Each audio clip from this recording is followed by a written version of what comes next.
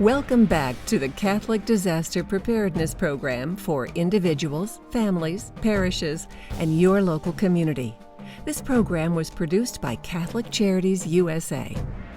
The first part of the Catholic Disaster Preparedness Program, Preparing Individuals and Families, is a training package that includes 2 videos. Video 1 explored Catholic social teaching about preparedness, preparing household disaster plans, and building emergency supply kits.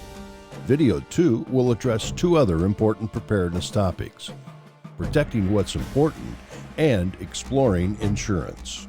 Video 2 includes a wrap-up that pulls together what we have learned and helps us to decide our next steps towards preparedness.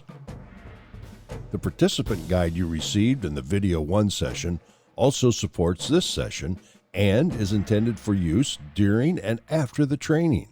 It includes important teaching points, space for you to take notes if you wish, and instructions for activities.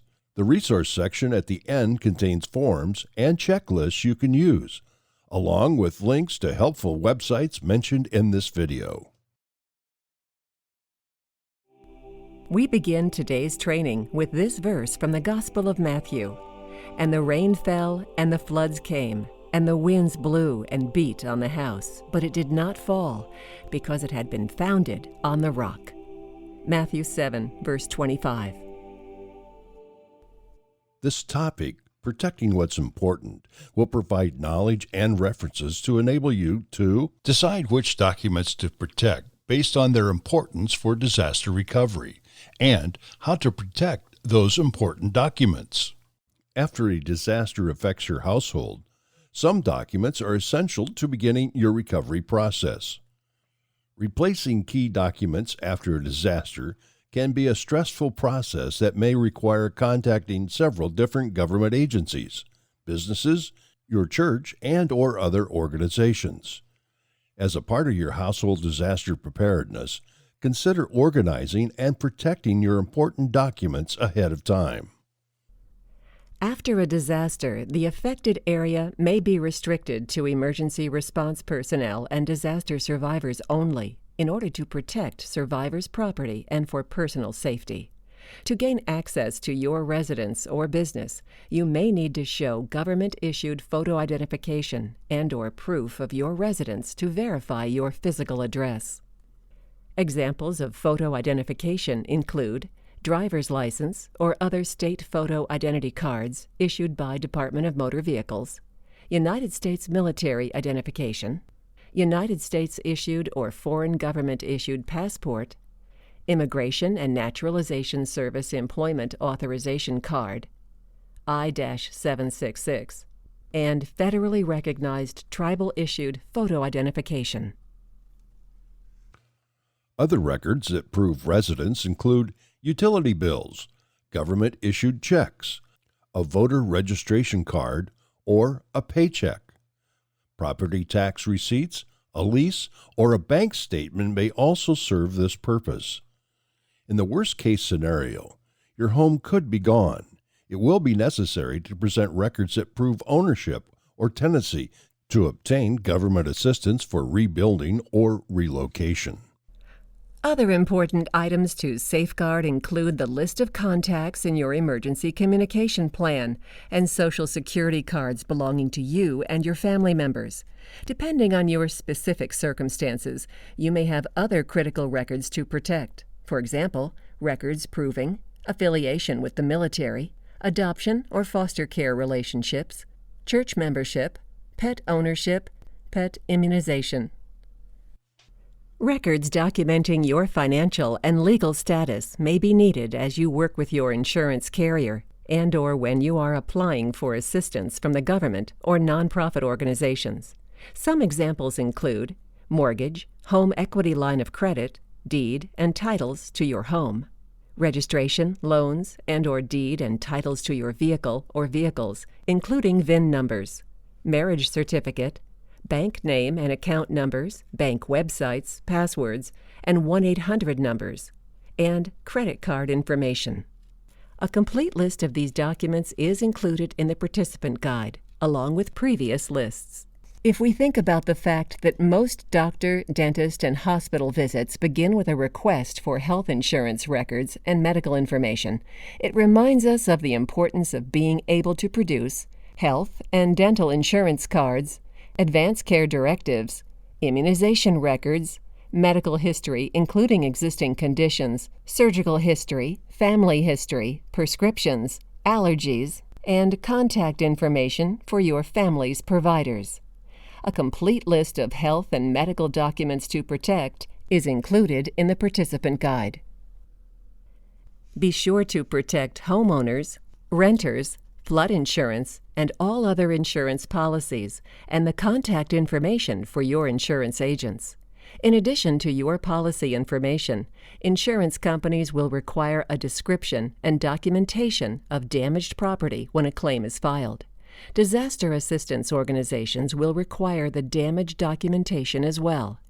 Have a home inventory document ready that includes appraisals, photos, and lists of valuable items, including serial numbers if applicable. This inventory will be very helpful when filing post-disaster claims and applications for assistance. Rising from the Ashes, Disaster Recovery for the Homeowner by Fran Rutherford contains a detailed home inventory checklist. Ms. Rutherford developed several checklists and resource lists after her family home and possessions were destroyed in a wildfire disaster, and they subsequently filed insurance claims. Information on how to obtain the book, published by Aquinas and Moore in Fort Carson, Colorado, is included in the participant guide.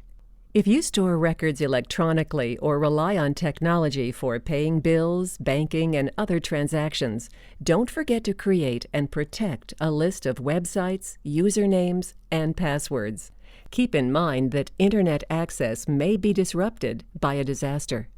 When weather damages homes, photos are often destroyed. One way to protect them is on a USB drive or other electronic device. Consider this suggestion from our friends at FEMA, the Federal Emergency Management Agency.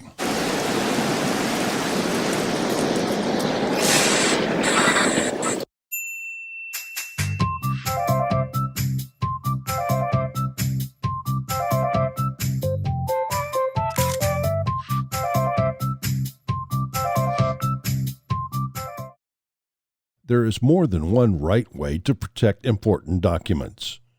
Make sure the documentation is organized in a portable and easy-to-carry manner, and that you have a backup in a secure location that you can access. Some examples are a family emergency binder and an electronic folder of scanned documents stored in a flash drive on your computer or on a server. Another option is storage of documents in the cloud or an internet site you can access elsewhere. Some examples include Dropbox, Google Drive, Amazon Cloud Drive, and OneDrive. Due to the potential of losing internet, in addition to cloud storage, it is wise to keep one hard copy of your important documents in your emergency supply kit, and another in a backup location such as a safe deposit box at a bank or a waterproof lockbox. We have discussed quite a few important documents that include Personally Identifiable Information, or PII. Be sure the storage location for your emergency documents binder, family disaster plan, and emergency supply kit is safe as well as secure. Some additional guidance on this subject is produced by our partners at FEMA. The Emergency Financial First Aid Kit contains checklists of important documents by category: personal and family information, financial information, legal documentation, medical information, and household contacts. Samples and the link are included in the participant guide for this training. Summary of Protecting What's Important. After a disaster, it is important to be able to verify your identity and to contact your loved ones, your employer, and service providers such as insurance, credit card, and mortgage companies. As you become more prepared, you will quickly realize that having this information in a safe, secure, easy-to-access location will even make keeping track of those monthly bills much easier. When budgets are tight and finances are stretched, insuring your home and possessions may seem to be an expense you can put off until later. If the president declares a disaster, there may be federal, state, and local public assistance programs. And in most disasters, there are faith-based, private, and other nonprofit organizations that may be able to provide support. It is important to understand, however, that publicly funded and volunteer assistance alone cannot make you or your family whole. Those programs are designed to help you move forward in your recovery. They provide immediate assistance, such as temporary housing, food, clothing, and some financial support. Replacing possessions and rebuilding homes to pre-disaster conditions is, however, difficult for everyone, and especially for those who are uninsured. For that reason, Catholic Charities USA highly recommends that everyone purchase homeowners or renters insurance, along with flood or earthquake insurance, if you are at risk for those hazards. Catholic Charities disaster case managers often assist disaster survivors. They find that some survivors have insurance policies that adequately cover their needs. Many others have less than adequate insurance policies. The large majority of disaster survivors that are assisted by nonprofit organizations have no insurance at all. Catholic Charities staff and volunteers often hear, "I wish I would have known more about insurance." Take the opportunity now to identify questions to ask your current insurance provider, or to discuss with a potential provider when you are considering purchasing an insurance plan. This is your chance to find out what you need to know to make the right decisions for your family.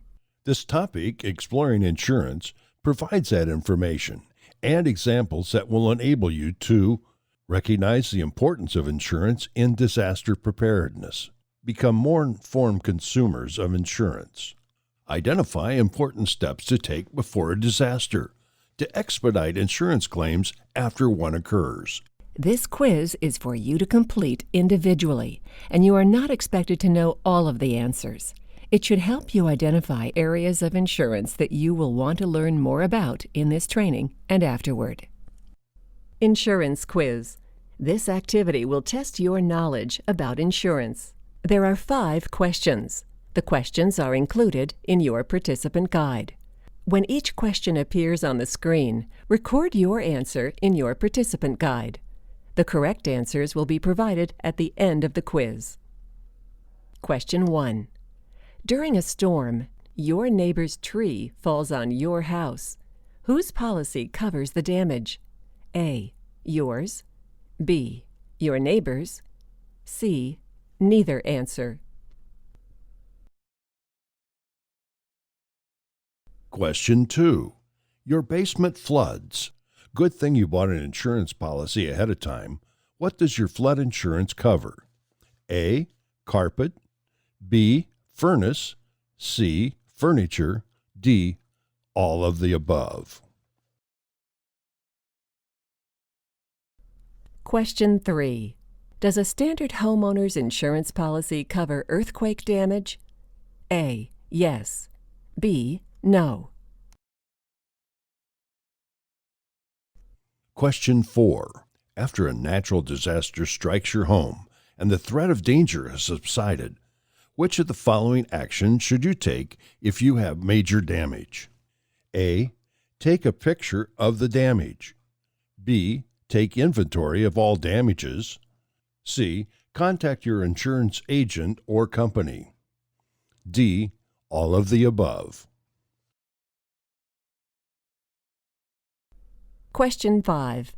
Does replacement cost coverage pay to repair or replace a damaged home without a deduction for depreciation after repairs or replacements are done?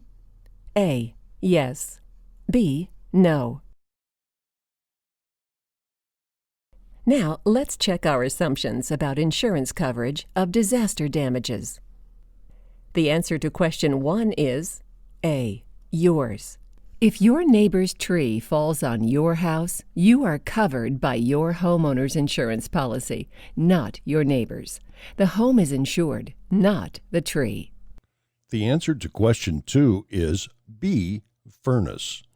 The only thing on this list that is covered is your furnace. Flood insurance covers structural elements and essential equipment in a basement, but not living improvements. That means it will not pay for furniture or carpets in a basement or damaged drywall that has been painted. However, contents and living improvements in a primary dwelling space may be covered. The answer to question 3 is B, no. Unless you buy separate earthquake insurance or have an additional rider, earthquake damage is not covered by homeowners insurance. The answer to question 4 is D, all of the above. It is important to document damages to your household. Taking pictures and creating an inventory of the damages can help during your recovery process. The answer to question 5 is A, yes. Insurance typically only covers the actual cash value of items damaged or destroyed. Actual cash value of an item is defined as the replacement cost minus depreciation. It can be advantageous to purchase replacement cost coverage, which may allow you to collect the withheld depreciation after the item is repaired or replaced. There are several categories of insurance. For the purpose of this training, we will focus on insurance as it pertains to personal property, providing brief overviews of homeowners insurance, mobile home insurance, rental insurance, flood insurance, automobile insurance. More details will be included in the participant guide. Homeowners insurance. Most standard homeowners insurance policies include 5 essential types of coverage. Coverage for the structure of your home, coverage for other structures such as an outbuilding or garage, coverage for your personal belongings, contents, liability protection, additional living expenses if you are temporarily unable to live in your home because of an insured disaster. Do you know what hazards are covered by your homeowner's insurance? Most homeowners' policies do not include earthquake, flood, sewage backup, or mold as perils. To protect your home, you may wish to add to your policy a rider, which is a document that changes or amends a policy. A rider may add coverage to your basic policy for additional items, like firearms, jewelry, furs, and precious metals. An endorsement, which is a written provision that adds to, deletes, or modifies the provisions in the original contract. As mentioned in the quiz, most insurance policies only cover the actual cash value of items damaged or destroyed. Actual cash value of an item is defined as the replacement cost minus depreciation. Replacement cost coverage allows the homeowner to collect the withheld depreciation once the item is repaired or replaced. Mobile home insurance. Mobile home insurance policies are similar to homeowners insurance. The most distinct difference is that a mobile home is insured for actual cash value, like an automobile. Content limits are usually 50% to 75% of the value of the mobile home. If that is not enough to insure the contents, the owner may be able to purchase additional coverage. Rental insurance for landlords. Landlords purchase a policy that covers the structure itself and financial interest in the property. In the event of a federally declared disaster, grant assistance is only available for primary residents. Rental properties are considered businesses, which may be eligible for Small Business Administration or SBA low-interest loans for uninsured damages. Rental insurance for tenants. A tenant's renter's policy only insures contents for losses caused by a covered event. Renter's insurance covers against losses from fire or smoke, lightning, vandalism, theft, explosion, windstorm, and certain types of water damage, such as a pipe bursting. Most renters' insurance policies do not cover floods or earthquakes. It is possible to purchase renters' policies covering the cost of additional living expenses while the tenant is displaced from the residence, referred to as loss of use, and Liability, which is payable to others if the tenant is negligent. Rental insurance is usually written for $20,000 to $30,000 in contents. Premiums are typically affordable, costing the tenant around $200 to $400 per year. Flood insurance. Many homeowners and renters believe that flood insurance is part of a standard homeowners or renters policy. This is not the case.